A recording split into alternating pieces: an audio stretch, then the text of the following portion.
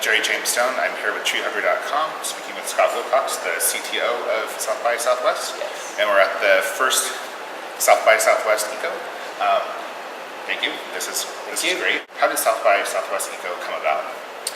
Okay, so South by Southwest Eco sort of incubated slowly within our company.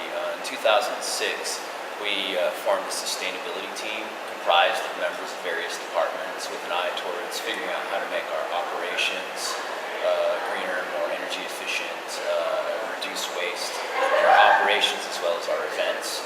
So over the years, working with that group and taking on different projects, forming partnerships with the City of Austin to promote, for instance, recycling at the convention center, which they weren't doing before. We sort of highly suggested that it would be a worthwhile thing, and it wasn't as difficult as they thought. Now they have a 70% conversion rate and zero waste composting project at our outdoor stage last year.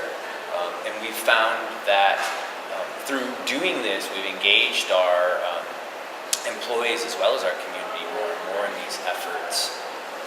And out of that, we started talking about, well, what else can we do? What more can we do? And because we're a business that essentially throws conferences and festivals, we thought, why not do a conference about this, a conference about solutions for a more sustainable world?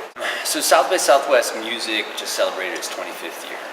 Film and interactive are nearly 2 decades old.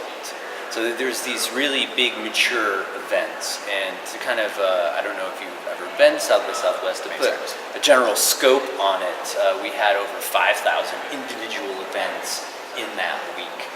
There is a tremendous amount of activity, and we decided to do South by Southwest Eco in the fall so we could spend more time nourishing it and being engaged in it as a staff. So and also to be able to give it more room to sort of grow and take its own shape. We expect to be able to pull that thread through to our other events and have our events in the spring help inform our agenda in the fall. So there will be a symbiotic relationship. But there's already so much happening there in the spring. It seemed that it would be a better idea, as important as this topic is, to give it its own focus. My hope would be that the attendees of South by Southwest Eco this year and in future years take away new creative partnerships where they're cross-pollinating these areas. This is such a complicated, multifaceted issue.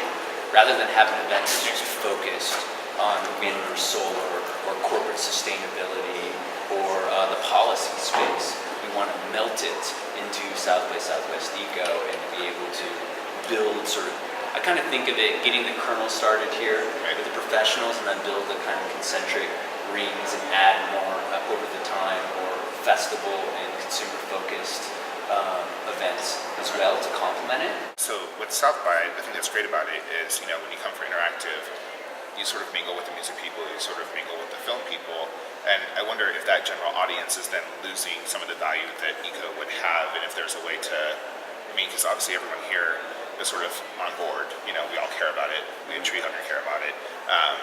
How do we get it to the main crowd? That's the people we obviously want to reach, those are the people. Right. I think that by virtue of the fact that we're doing this, we have a great opportunity to expose our general audience in the spring. Sort of, right now we haven't completely formulated our plans for how we'll integrate these themes into the spring. There will be some integration, but the idea there that we can pull that sort of focus into relief in the fall by taking the people from the spring and encouraging them to come back to the Austin to really concentrate on this area. And my hope is that we'll be able to match some of the really fantastic interactive thinkers with the social entrepreneurs here. At times, TreeHugger is obviously a very savvy site, but there are people doing fantastic work in the nonprofit, for-profit space that don't really have all the tools that some of our innovative thinkers in the interactive space have. So I have to work a little bit more on figuring out how to make these communities work. But I hear you when you say to expose these ideas to that crowd.